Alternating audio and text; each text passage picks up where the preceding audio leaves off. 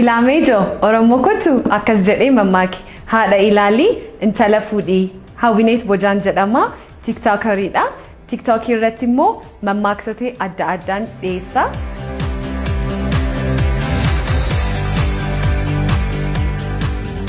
TikTok irratti kan inni mammaaksa dhiyeessuu jalqabe gara waggaaf ji'a ja'a deemaa jira. Kan inni jalqabe immoo inni guddaan ijaama social mediaadhaaf ta'e utuu hin ta'in mammaaksa baay'een jaalladha. Ergaa mammaaksaa na dinqisiisa yeroo baay'ee. Mammaaksi kalaqa Oromoodha jedhee yaada. Oromoon ganamasaa, galgalasaa, bariisaa, dhiyaasaa akkasumas immoo boorumtiisaa kan inni itti ibsatu jedhee kan yaadu jaa ta'ee fi baay'ee na gammachiisa. Ilaameejo Oromoo kottu akkas jedhee mammaaki gawwaan bishaan keessa taa'ee dheebotaa iddoo eebbaa oolaa nagaatti.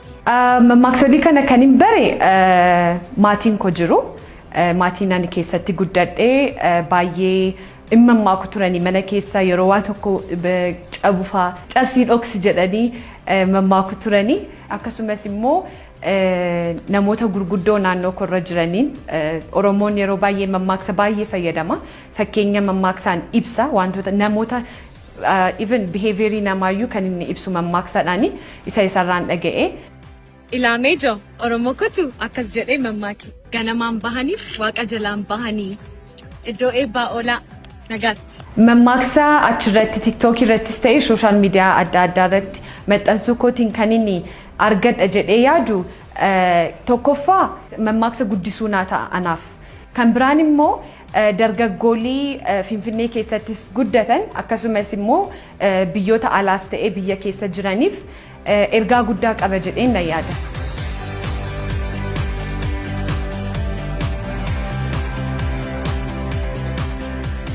Social media irratti keessumaa yeroo ammaa dargaggoolii fi baay'ee platformii guddaadha jedhee yaada. Aadaa isaanii beeksisuudhaaf, duudhaa isaanii beeksisuudhaaf, eenyummaa isaanii, oromummaa isaanii itti ibsuudhaaf kan isaanitti dhiyoodha jedhee kan yaadu social mediaadha. Social mediaan adda kan wanti guddaa jiru natti hin fakkaatu. Waan guddaa harka isaanii keessa jirudha. Itti fayyadamuu qabu jedhee si yaada. Baay'ee ani kan inni barbaadu irrattis baay'ee kan inni hojjechuu barbaadu mammaaksi nama dhiyeessu kan bara duriidha. Kan dur abbootiin keenya haadholiin keenya jedhanidha. Maaliif amma immoo generationiin keenya maaliif mammaaksa mammaakuu dadhabeeti natti hin fakkaatu. Sanaafuu isa opportunity sana create gochuudhaaf hojii guddaan na eeggata. Isas immoo hojjechaa jira jedhee yaada.